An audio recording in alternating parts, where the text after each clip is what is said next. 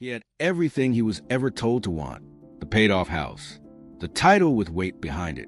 A corner office he'd spent 23 years climbing toward, one promotion at a time. By every measure anyone ever handed him, he had won. So why? On an ordinary Tuesday afternoon, the man who had made it quietly open his laptop and start typing the one thing nobody expected? Not a breakdown. Not a crisis. No shouting. No drama. Nothing anyone could point to and fix. Just a man, finally asking the question success never let him ask. This isn't a burnout story. This is what happens the moment success finally stops being enough. 23 years leaves a mark on a man, even one he doesn't notice himself. David knows which floor tile creaks near the elevator. The third one from the left always has. He knows the security guard's grandson just started walking. He knows the exact weight of his office door, how much force it takes to close it without a sound, a skill he perfected somewhere around year 4. He knows how many steps it takes to the coffee machine, 14, and he knows exactly how he likes it, black, no sugar, poured a certain way he never bothered explaining to the new hires, because some things he figured a person should just discover on their own. Today started like the last several thousand days before it. He arrived at 8:15, not 8:14, not 8:16. His jacket went on the same hook it always did. His laptop opened to the same 3 tabs, email, calendar, the quarterly numbers someone upstairs cared about more than he did anymore. He drank his first coffee, standing by the window, the way he always had, watching the same 6-lane street fill up with the same tired faces heading into the same buildings. His second coffee, though he drank sitting down, and somewhere in that small, unremarkable difference, no dramatic music, no sudden weight in his chest, nothing a person watching from across the room would caught, something in him quietly finished a conversation had been having with itself for a very long time. He didn't open his usual spreadsheets.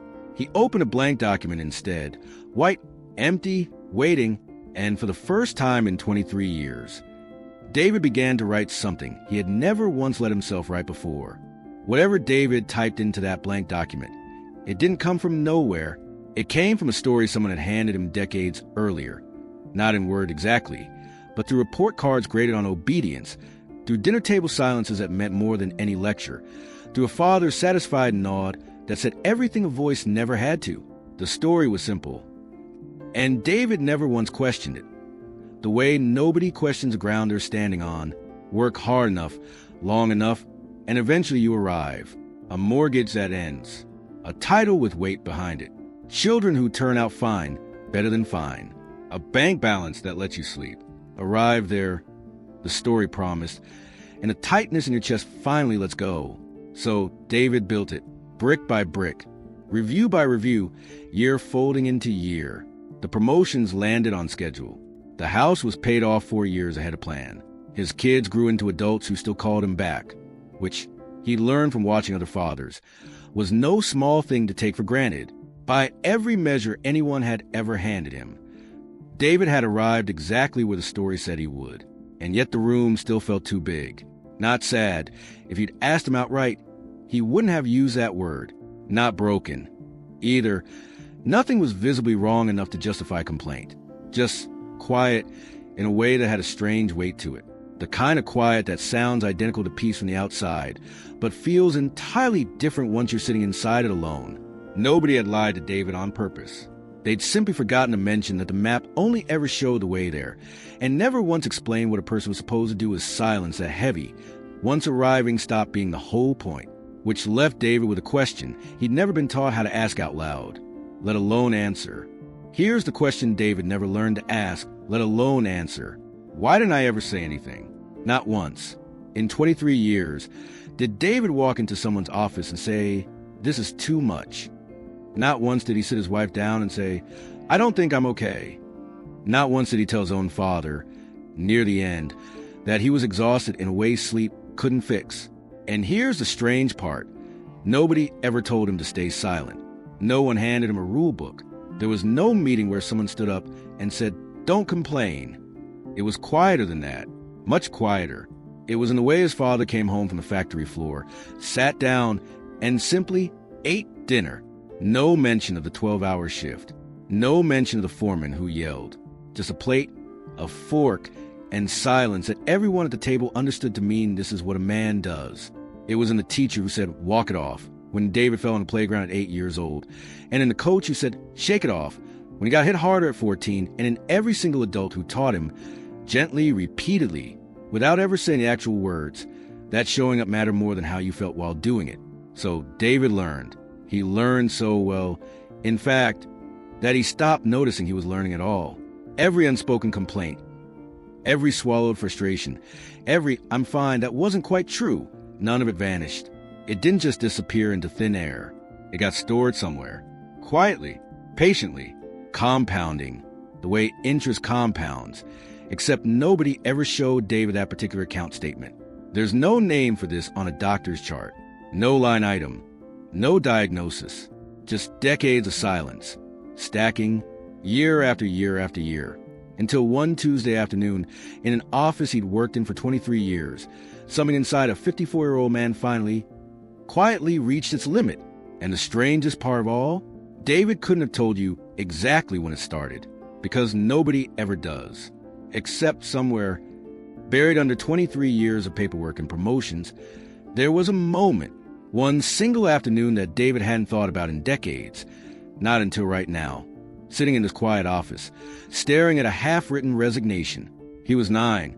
It was a Sunday, and young David had just come inside from the backyard, holding his arm at a strange angle, trying very hard not to cry in front of anyone. He'd fallen off the fence he wasn't supposed to be climbing. It hurt in a way that made his whole chest feel tight. His father was in the kitchen, reading the paper, drinking coffee from a mug that said "World's Okest Cook," a joke gift from years ago that had somehow become permanent. Young David stood in the doorway.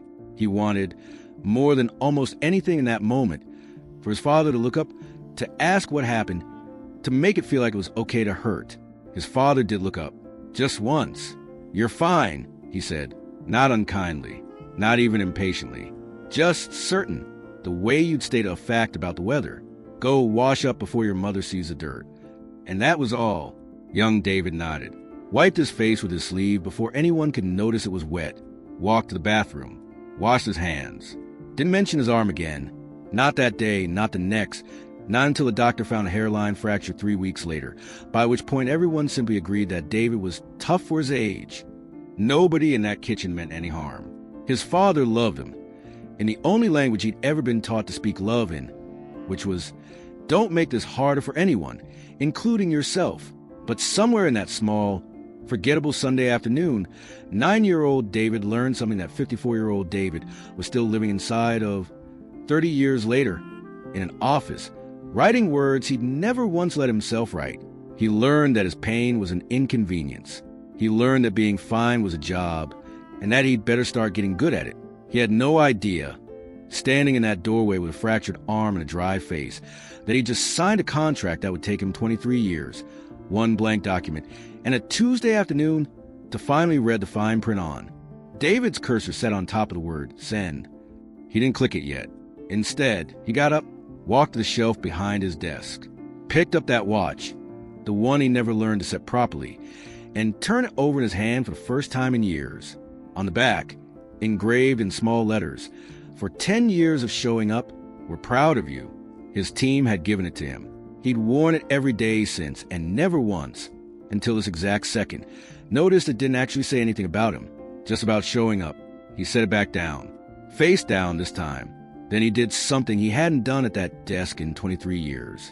He put his feet up, just for a second, just to see what it felt like.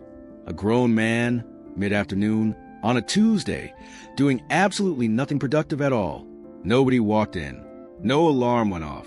The building didn't collapse. He looked at the screen one more time, read his own sentence. "I've decided to step away, effective the end of this month."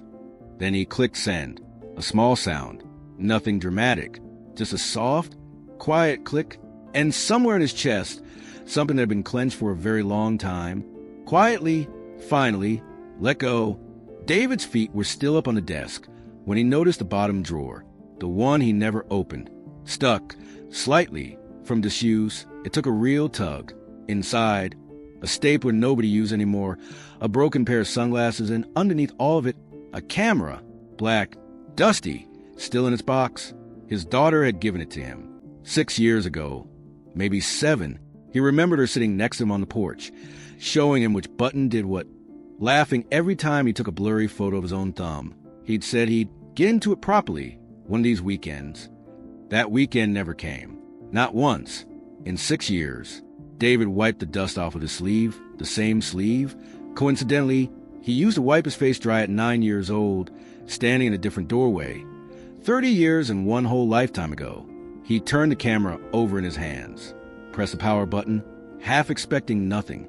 It blinked to life. 1 bar of battery left. Through the window, the afternoon light was hitting the parking lot in a way David had walked past 10,000 times without ever once looking at. He lifted the camera, framed the shot. He didn't know if the photo would be any good. He didn't know, honestly, what came next, what job, what mornings, what version of himself was waiting on the other side of this month. But for the first time in 23 years, not knowing didn't feel like falling. It felt like standing, for once, exactly where he was. He pressed the shutter. The shutter clicked, and right on cue, there was a knock on David's door. Marcus, 56, 2 years from retirement, the kind of man who trained David back when David still needed training. He leaned in, not quite entering. "Heard you're leaving," Marcus said, not unkindly, just flat. "Lucky." David looked up. "You could too, you know." Marcus laughed, a short, tired sound, the kind that isn't really about anything funny. 2 more years, then the pension kicks in properly. "Can't walk away now." He said it the way David used to say it. Certain, final, like a sentence with no other side. David noticed things about Marcus he'd never really looked at before. The way his shoulders sat, slightly forward, like they'd forgotten how to sit any other way. The half-empty bottle of antacids by his keyboard. The photo of his kids on his desk, grown now, distant now, the way David's almost had been. Marcus wasn't a bad man. He wasn't broken, not in any way a doctor could point to. He was just tired, in the way David had been tired.